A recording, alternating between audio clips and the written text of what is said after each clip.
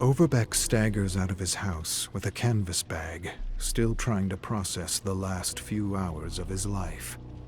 Everything's a blur, nothing makes sense, and his veins are still pumping with a tingling concoction of anesthesia and adrenaline. Feels like Nam all over again. One minute you're drifting off to some faraway dreamland, the next you're fighting off the surgeon in a strange, foggy half-nightmare. He remembers seeing the nurse twitching, convulsing, changing into something he didn't quite understand, and still doesn't, even though they're everywhere. He remembers sensing something was off. Way off. He remembers his gut churning, twisting, fighting against the weight of his eyelids, trying his best to keep them open as bloody hell erupted all around him. He remembers falling to the ground with the nurse, the tray clattering, the knives and tools scattering. He wanted to sleep, just sleep, but he ordered his eyes to stay open and spotted the syringe rolling over the antiseptic floor. He remembers jerking his arm out, grabbing the syringe, and smashing it into his heart. Or was it his arm? Or maybe both. He doesn't remember anymore. Doesn't matter. All that matters is he made it out of that hell alive. He shakes his throbbing head and clambers over a barricade blocking an alley, winds his way through the burning city toward the market. Most of the city has been reduced to shit. Smoke and fumes seep through the streets. The air reeks of burning civilization, burning humanity. He recognizes the smell, brings him back to places he'd rather forget. Emergency sirens keen endlessly over the echoing shrieks of the infected. Flames erupt from the ruins and barricades, making Philly look like a smoldering wasteland of death and destruction. He had read articles about the so-called green flu. It had only been a few days, and it already felt like it was bringing us all back to the goddamn Stone Age. This is worse than Nam. Way worse. Philly in chaos and overrun by the infected. It was more than a common flu, no kidding. Dozens of conspiracy theories, and now it doesn't matter. It just doesn't matter. All that matters is surviving. Been here before, many times. He hears someone shout out a curse and spots a young woman clobbering an infected horde by the market entrance with a rake. Impressive. Up and at 'em, soldier. Mind if I cut in? They slash through the infected until all that's left is writhing flesh and gore. He stares at her. She approaches him. "Not bad, old man. Name's Zoe, last woman on Earth." Not really, but it feels like it. She laughs and wipes chunks of putrid flesh off her arm. She reminds him of a kid he knew in Nam. Strong smile and beaucoup funny, beaucoup fierce. Just like her. "Hello? Anyone out there? I need a hand over here." Bill hears the cries for help above the agonizing groans of the infected. He spots a cage in the middle of all the chaos surrounded by the infected. He grabs his rifle and fires, splitting infected heads like watermelons. He approaches the cage with Zoe, where he sees a man covered in blood. Out of the frying pan and into the cage, he laughs to himself. "How'd you end up in this shithole of a thing?" The man sighs. "Quit yapping and get me out." Zoe looks around. "Something ain't right about this." She's got good instinct. Bill's feeling the same knot in his belly. The man smashes the cage. "Just get me out of here before they come back!" Bill lifts the butt of his rifle and smashes the padlock off the latch with a mighty clang. "Merry Christmas, kid." The man smirks. "I like that one, Gramps, and I ain't a kid. Call me Francis." Francis steps out of the cage, repeating, "Merry Christmas, Merry bloody Christmas." Bill spits over an infected corpse sprawled over the rubble. "That's my line. Find your own." Francis's smile grows. "No copyright on a line like that." Bill knows what he's doing. They're kind of a pack, and this ain't about a line. This is about who's calling the shots. A lot of brass for a civilian. Truth is, no one is really in charge in this shitstorm, and we all gotta take the lead in some way or another, and he's too stupid to understand. He ought to break him now before things get nasty, set him straight. He inches closer to the man. Zoe sighs. Boys, it's just a goddamn line. A sudden clicking sound behind them, and Bill senses they're screwed. They turn to face 3 men with guns trained on them. Out of the cage and into the blazing goddamn fire. Francis sighs. Shit. Canadians. Bill looks them over. A group of men in makeshift hazmat suits and rifles. We ain't Canadians. Now move! Bill looks to Zoe and Francis and goes sotto voce. They're survivalists. Francis scrunches his face. So, what are you saying? You saying they're worse than Canadians? Bill doesn't know how to respond to this. He fought with Canadians, damn good soldiers. What's your beef with Canadians? Francis shrugs. What isn't? An idiot prods Bill into a room with some kind of makeshift electric poker. Watch that thing, Sita. The idiot prods him. We ain't Sita. He pushes Bill into the corner with Francis and Zoe. He sees they got a geek on a computer. They're telling him to hack into the machine, but he's telling him he can't. He's tech-savvy, but he ain't no hacker. After a few tries, they push him aside. They call him Boy. He says his name is Lewis, not Boy, and that gets him a gun shoved in his face. Geek has spunk and attitude. The survivalists talk amongst themselves. One of them sits in front of the laptop and hacks his way in. Bill overhears bits and parts. Search the computer for the locations of the safe houses. The flu took hold faster than anyone expected. Those who prepared the safe houses turned before they could use them. These assholes are mapping a path through the city using the safe houses as checkpoints, like the old Underground Railway. Fitting for Philadelphia. They probably got hundreds of ideas on how they're going to use us. One of them grabs Zoe and has his own idea. Bill jackknifes to her side despite his restraints. Get your filthy mitts off her. The brute inches up to her, and she gives him a kick he ain't ever gonna forget. Bill didn't think anyone could scream like that. He stares at Zoe with wide, approving eyes. The brute continues to scream something terrible and collapses to his knees, holding his gonads. His buddy rushes to his aid, helps the screaming man up, but he looks different. Real different. Something in his eyes. Or rather, something lacking in his eyes. Shit. Lewis leaps back from the man like he were the plague. Francis panics. Get us out of this!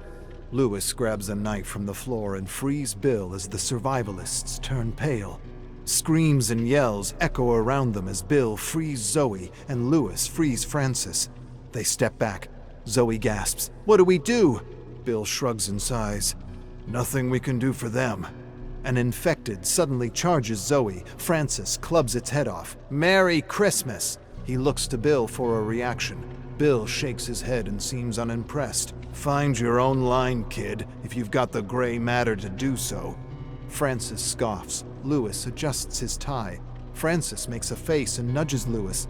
Lose the tie. Lose the goddamn tie. Lewis ignores him. Zoe motions for the boys to shut the hell up and follow her. Let's find an island we can rot on and then fight over ties. Bill raises an inspired eyebrow. That sounds like a plan. He actually likes the idea of rotting on an island while the world goes to hell. Kid's right. Grab some gear and let's get out of here. Bill leads the ragtags through a city he doesn't recognize anymore. It's crazy how fast the flu changed everything. Change. It's the one thing that never surprised him. the one constant in his life. Change and surviving in the new normal. But this new normal could take some getting used to. Ain't like they're going to tear each other apart, apologize, then be friends again. He stares into the gloom and goes over the last few hours of his life in his mind. He didn't catch anything. They didn't catch anything, and by all accounts, they should have. Then it dawns on him. They're immune. They're asymptomatic, ticking bombs just waiting to spread the flu. I brought the flu to them. Poor bastards. Lewis steps up beside Bill. "What now, Pops?" Bill contorts his face. "Don't call me Pops. Old man, I don't mind, but not Pops." Bill marches on. "I tell you what now. Now we find a safe house and get some rest. But not before you punch Francis in the mouth for talking more shit than a sewer." Bill laughs. "I'm messing, kid, but I see you getting pissed with all the Thai jokes. Don't let him get to you. His way to cope with all this shit. I knew guys like him in Nam. They're just scared to die and distract themselves by messing around with others.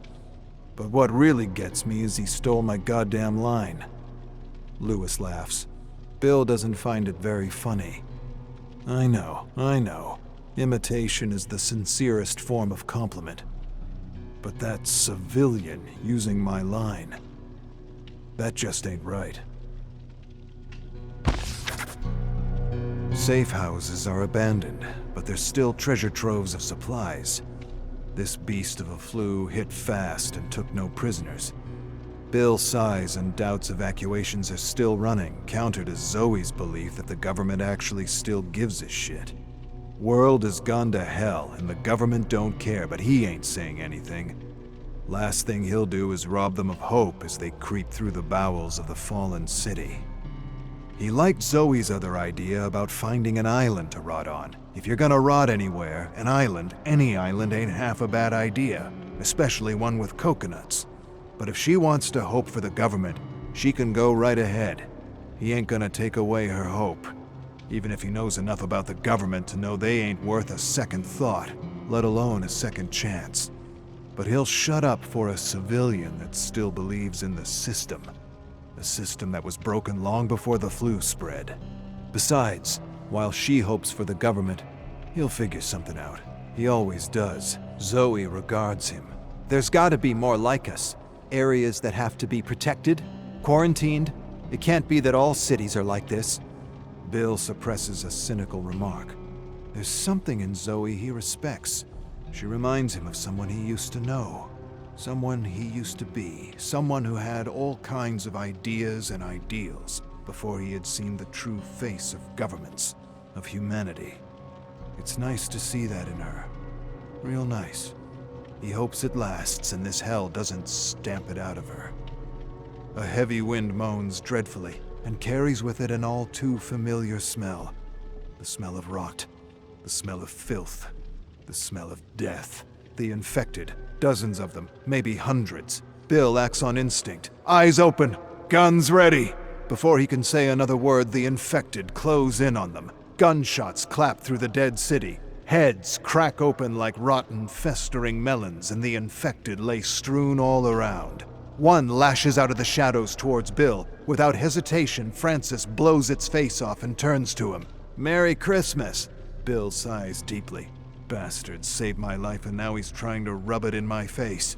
He gives Francis a stern, grizzled look. "All right, the line's yours, now shut the hell up and shoot." Bill curses under his breath and continues to shoot dark silhouettes charging through the deep orange dusk. Damn, I miss this.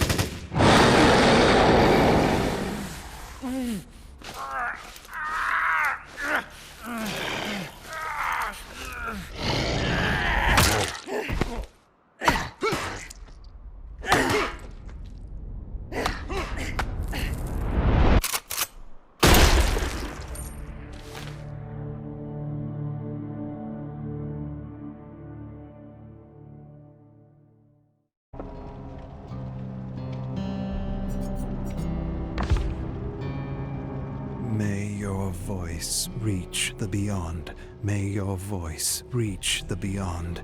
May your voice.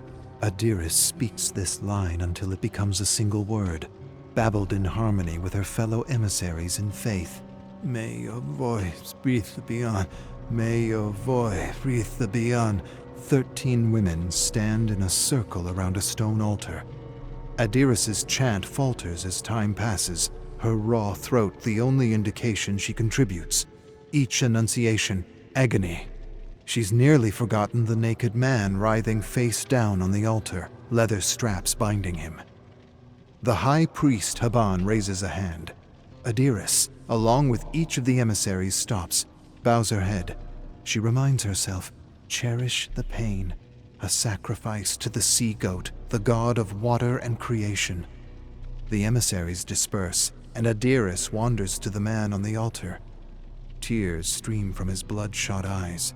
She wants to lend comfort, assure him the gods love him, perhaps even pull him from the altar away from the coming pain. She smiles at him as she would a child. If only you understood the importance of your sacrifice, you would laugh with joy. Tenderly, lovingly, she kisses his forehead. May your voice reach the beyond. The invocist comes forward. Small, wrinkled man, buried under a scarlet, no, white but bloody cloak. Adiris bows her head, joins the whispers around her. May you swim through sea and stars.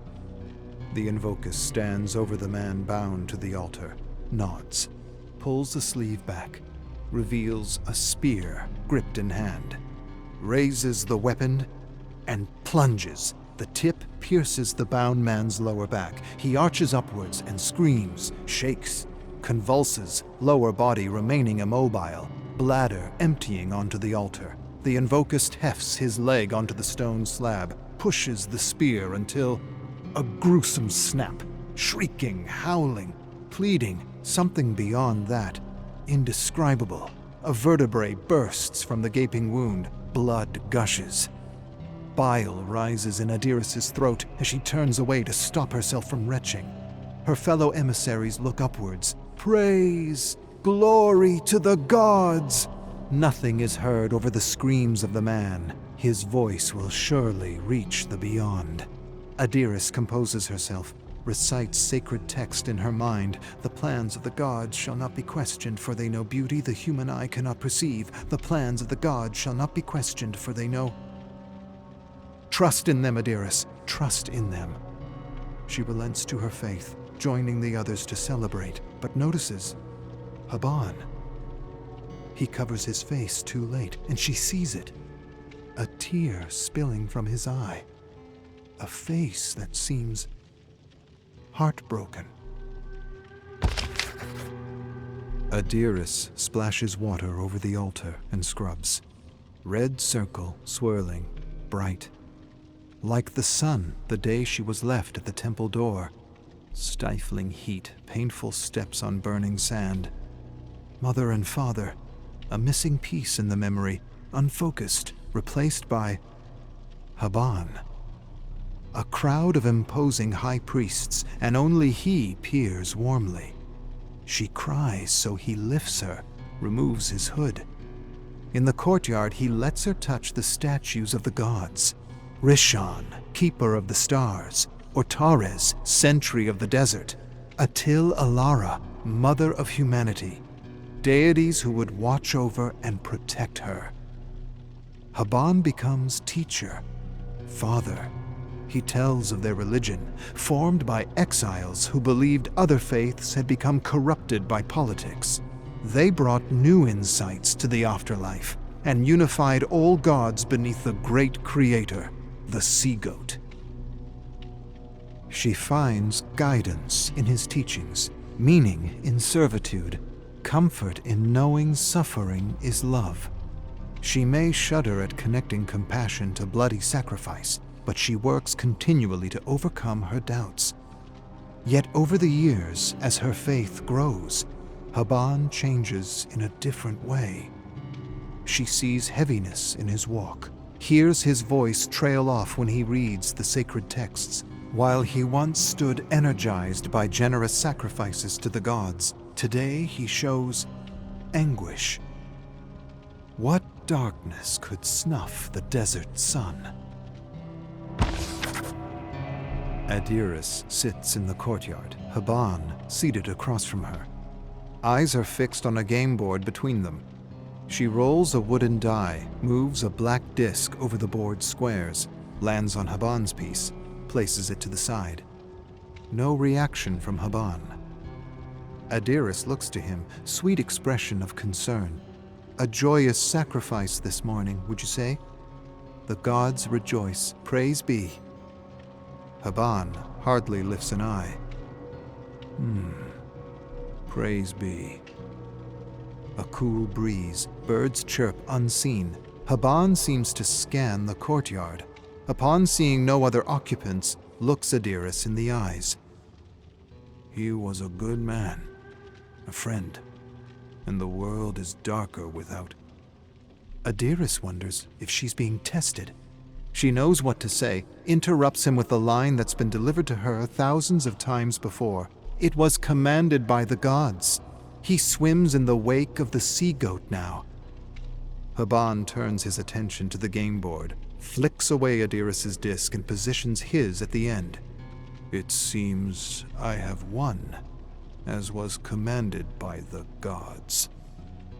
Adiris pushes her chair back, objecting. Haban sweeps the board off the table. I shall write the rules of anew. I shall include decrees, punishment, theft, and sacrifice. And should anyone object, I shall preach those momentous words. It was commanded by the bloody sea-goat and his damned gods. Adiris shakes her head, the shock of words she never thought she'd hear rattling painfully in her mind. This is blasphemy. Deep bags under Haban's eyes seem to swell. Yes, the truth often is. The day of virtue arrives. A monthly ceremony to purify the congregation of dire sins. A bell tolls. Adiris and the rest of the temple's crowd drop to their knees. Forehead touches cold stone. She peeks up, sees the maiden guard arrive, stepping through the crowd, guided by faith to seek out sinners.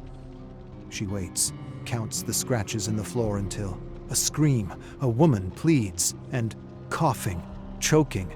Adiris looks up, sees a commoner dragged from the temple by her throat. She hardly notices two olive-brown feet step in front of her. Rise, rise. Adiris shrinks under the maiden's gaze, notices the hint of ripened dates from her open mouth. Under the eyes of the sea-goat, speak of the evil you have witnessed. Deliver us thieves, adulterers, and blasphemers, so we may purge them. Shoulders stiffen. Adiris sees the face of Haban, the face of the man who raised her. She hears his gentle voice, and the agitated voice of a blasphemer. Indecision knots in her chest, tightening, twisting. I have witnessed no evil. By the gods, my eyes are pure. The maiden examines Adiris. Seconds trickle by, ever slowing, stretching reality to its seams until the maiden nods. May you swim through sea and stars. She turns away, and Adiris summons every bit of strength to keep herself from collapsing. Adiris sweeps dust from the altar floors. A set of hurried footsteps click along the stone, marching closer. She turns to see Haban. Gentle face tensing, he hushes her. My daughter. Curse the man I once was. I took you as a child and tainted you with notions of divine judgment and punishment. Now I see you struggle. As these thoughts nearly take hold, I beg you, cast my teachings aside and see the blood spilled in this temple. No cleansing can purify the horror perpetrated here. The doctrine overflows in her mind. The will of the gods is law. No man shall question the divine. He who battles the tides will perish. But she surprises herself by remaining silent, and Haban seizes the moment. I am old and have wasted this life, but I cannot bear to destroy yours. Meet me here at nightfall in a fortnight's time, and we shall escape the clutches of deceit. If you have doubts, I ask you to consult with your gods. My daughter, may their silence be your answer. Though Adiris's heart beats, she feels emptiness where it should reside, a hollow space dripping acid into her churning stomach. Knees bruised, she prays to the gods, pleading, silently screaming for an answer. Nothing. The wind remains calm. She is alone, surrounded by stone, looked down upon by statues of gods, unmoved. Dust floats through the air, settles on her skin, more real than anything she ever believed. A lifetime of faith, security, crumbles. She feels unsteady, the only certainty in her mind that she must leave this place. She rises to her feet, turns her back to the temple. Only then, a whisper. The hushed chitter in her head is unclear, inarticulate words passed through a forked tongue, but she feels it, understands a remarkable truth. She will never be alone. Ever. Shame washes over Adiris as she retreats to her room. She dared doubt the gods. Within their chaotic whispers, pain, anger, bloodlust, atone. She removes her robe, reaches for the lash, a crude whip of thorns and bronze spikes. Atone! She swings with great force. Spikes pierce her back, hooking into flesh as she pulls away. Through gritted teeth, she screams, keeping the sound in the base of her throat so no one can hear. Atone! She swings, droplets of blood sprinkling to the floor, spasms of pain as skin tears off, hanging on pale threads, braces herself and whips again, till the crimson pools. Atone! How much blood is enough? Her body screams in agony. She thinks to drop the lash, run from these walls, but remembers the doctrine Haban taught her. Suffering is the heart of love. She tightens her grip and swings again.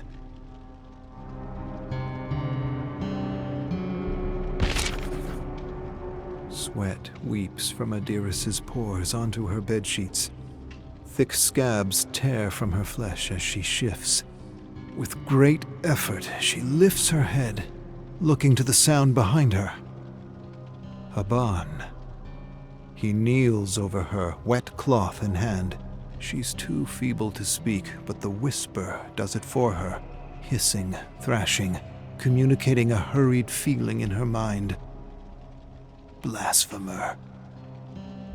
He washes the blood from her back, bringing his mouth to her ear. Is this the doing of the Maiden Guard? What has their blind faith wrought?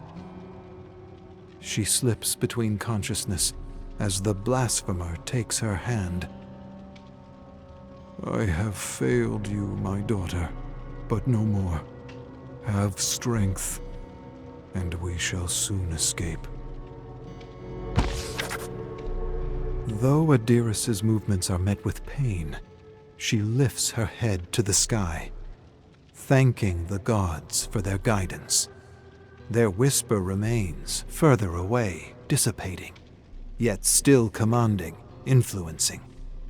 She opens her heart, allows the whisper to seize her body. She strides to the quarters of the Maiden's Guard and takes a uniform, confident no one will discover the violation, knowing the gods are on her side. A censer of sweet frankincense sits atop a table, compelling her to it. She allows her hands to move as they will, filling the censer with oil and glowing embers. She does not question the will of the gods, knowing all threads shall be woven and someday the tapestry complete. Trust in them, Adiris. She steps into the moonlight. Nightfall. Smoke dances around her body. Bare feet carry her along a stone path to the mouth of the temple. As she peers inside, she sees through the shadows to the slight, shivering figure of the high priest, Haban, the mentor, the father, the blasphemer. May his voice reach the beyond.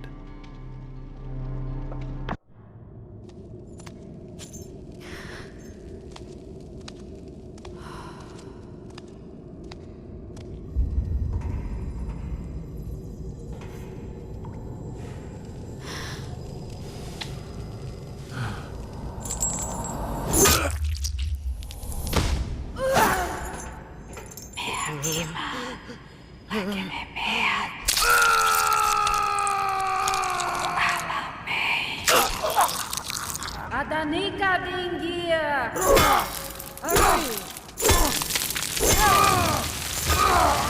Lia.